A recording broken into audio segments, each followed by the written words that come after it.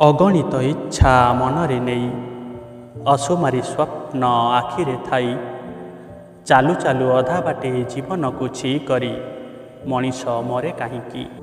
ଅନେକ କାମନା ଅନେକ ବାସନା ଆଶା ବୈତରଣୀ ଛୁଇଁପାରେ ସିନା ଯାଇପାରେ ନାହିଁ ଆର ପାରିକି। ମଣିଷ ମରେ କାହିଁକି?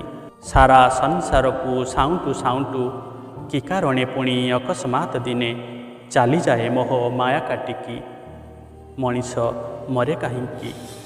ଯେବେଠୁ ସେ ଜନ୍ମ ନିଏ ମରଣକୁ ଭୟ କରେ, କେବେ ବି ଚାହେଁ ନା ମୃତ୍ୟୁ ସପନେ ବା ଜାଗ୍ରତରେ। ମୃତ୍ୟୁର ସତ୍ୟକୁ ସଦା ଅସ୍ୱୀକାର କରୁଥାଏ।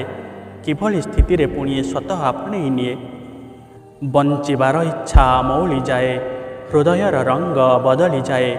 ଆପଣା ଇଚ୍ଛାରେ ବୃନ୍ତଚିତ ହେଇ ଅକାଳରେ ଝରି ପଡ଼େ କାହିଁକି? ମଣିଷ ମରେ କାହିଁକି?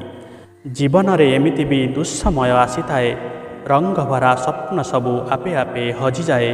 ଧନ ମନ ପ୍ରାଣ ଦେଇ ନୀତି ସ୍ୱପ୍ନ ଗଢ଼ୁଥାଏ, ତାସ୍ ଘର ଭଳି କିନ୍ତୁ ନିମିଷକେ ଭାଙ୍ଗିଯାଏ। ଜୀଇବାକୁ ଶେଷ ଯାଏ ସଂଘର୍ଷ ସେ କରୁଥାଏ, ଜିତିପାରେ ନାହିଁ ଯେବେ ନିଜଠୁ ସେ ହାରିଯାଏ।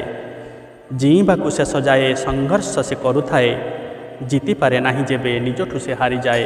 ଜୀବନର ଶେଷ ପନ୍ଥା ରହେନି ବାକି, ମନ ଓ ମସ୍ତିଷ୍କ ତାର ସ୍ଥୂଳ ଶରୀରରେ ରୁନ୍ଧି ହେଇଯାଏ ଯେବେ ଅସୀମ ଚାପରେ। ମନ ଓ ମସ୍ତିଷ୍କ ତାର ସ୍ଥୂଳ ଶରୀରରେ ରୁନ୍ଧି ହେଇଯାଏ ଯେବେ ଅସୀମ ଚାପରେ। ବିଚଳିତ ହେଇଯାଏ ଅନ୍ତରର ଦହନରେ, ଆତ୍ମଶକ୍ତି ହାର ମାନେ ବିଚାରର ବିଭ୍ରାଟରେ। ମରିବାକୁ ଚାହିଁଲେ ବି ମରଣ ଆସେନା, ଜୀଇବାକୁ ଚେଷ୍ଟା କରି ଜୀଇ ସେ ପାରେନା। ଜୀବନର ସେଇ ଚାରୋଟି ସୋପାନ ଲମ୍ବିଯାଏ ବହୁଦୂର ହେଇ ଅନ୍ତହୀନ, ଲମ୍ବିଯାଏ ବହୁଦୂର ହେଇ ଅନ୍ତହୀନ। ସ୍ପନ୍ଦନ ବିହୀନ ପ୍ରାଣ ମରୁଥାଏ ପ୍ରତିଦିନ, ସ୍ପନ୍ଦନ ବିହୀନ ପ୍ରାଣ ମରୁଥାଏ ପ୍ରତିଦିନ। ମନେ ମନେ ପ୍ରଶ୍ନ କରି ଶୂନ୍ୟକୁ ପଚାରେ, ଉତ୍ତରକୁ ଆଉ କିନ୍ତୁ ଅପେକ୍ଷା ନ କରେ।